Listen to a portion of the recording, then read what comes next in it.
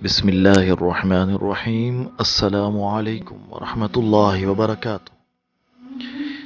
ناظرین کرام، ایک مرتبہ حضرت انس رضی اللہ تعالی عنہ کے پاس کچھ مہمان آ جاتے ہیں۔ حضرت انس رضی اللہ تعالی عنہ ان کے لیے کھانے کا بندوبست کرتے ہیں اور ان کے لیے دسترخوان بچھا کر ان کو کھانا کھلاتے ہیں۔ کھانا کھا لینے کے بعد حضرت انس رضی اللہ تعالی عنہ نے جب یہ دیکھا کہ دسترخوان شوربے سے آلودہ ہو چکا ہے اور اس پر زرد رنگ کے داغ لگ چکے ہیں، تو آپ رضی اللہ تعالی عنہ نے اپنے خادم کو بلایا اور اسے دسترخوان دے کر فرمایا کہ اس کو جلتے ہوئے تندور میں ڈال دو۔ خادم نے حسب حکم ایسا ہی کیا۔ مہمان یہ ماجرا دیکھ کر حیران رہ جاتے ہیں۔ مہمان اس چیز کے انتظار میں ہوتے ہیں کہ ابھی دسترخوان جلے گا اور اس میں سے دھواں نکلے گا، لیکن وہ یہ ماجرا دیکھ کر حیران رہ گئے کہ آگ نے دسترخوان کو چھوا تک نہیں۔ جب خادم اس دسترخوان کو صحیح سلامت تندور سے باہر نکالتا ہے تو مہمان یہ دیکھ کر حیران رہ جاتے ہیں کہ وہ نہایت سفید، صاف اور چمکدار ہو چکا ہوتا ہے، اور یوں معلوم ہوتا ہے کہ کسی نے دھو کر اس کی میل نکال دی ہو۔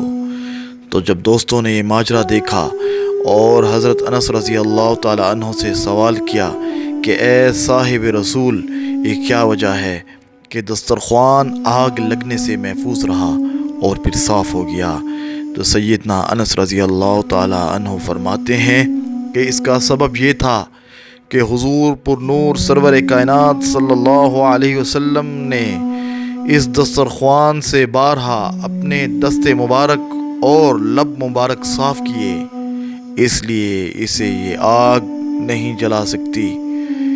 مولانا روم فرماتے ہیں، اے دل، تجھے آتش دوزخ سے نجات پانے کی فکر ہے تو رسول اللہ صلی اللہ علیہ وسلم کا قرب حاصل کر۔ جب آپ صلی اللہ علیہ وسلم کے دست مبارک لگنے سے بے جان چیزیں جلنے سے محفوظ ہو جاتی ہیں، تو جو آپ صلی اللہ علیہ وسلم کا سچا عاشق ہوگا، جس کی آپ صلی اللہ علیہ وسلم سے حقیقی نسبت ہوگی، تو وہ کیسے جہنم کی آگ میں چلے گا۔ پھر مہمانوں نے خادم سے پوچھا کہ تو نے بلا تعمل حضرت انس رضی اللہ تعالی عنہ کے کہنے پر بغیر سوچے سمجھے دسترخوان کو آگ میں ڈال دیا، کیا تجھے خوف نہیں تھا کہ اتنا قیمتی دسترخوان جل جائے گا؟ تو اس نے جواب دیا کہ میں حکم کا غلام ہوں اور مجھے یہ یقین ہے کہ آپ رضی اللہ تعالی عنہ جو حکم فرمائیں گے وہ نقصان دہ نہیں ہوگا۔ مولانا روم فرماتے ہیں کہ وہ شخص جس کا دل جہنم کی آگ اور عذاب سے خوفزدہ ہو، اس کو چاہیے کہ ایسے مبارک ہاتھوں اور لبوں کے قریب ہو جائے جن کا طریقہ اتباع سنت ہے۔ خدا کے پیارے حبیب حضرت صلی اللہ علیہ وسلم کے ہاتھ اور وضحا چہرے والے وہ مبارک لب اگر کسی چیز کو چھو لیں یا مس کر لیں تو اس کو یہ شرف حاصل ہو جاتا ہے، تو انہیں جہنم کی آگ تک نہیں چھو سکتی۔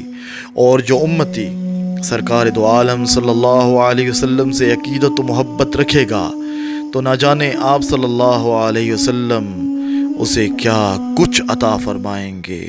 ناظرین کرام، اس واقعے سے ہمیں یہ سبق حاصل ہوتا ہے کہ جس نے حضور سرور کائنات سے تعلق جوڑ لیا اس کی نجات ہو گئی۔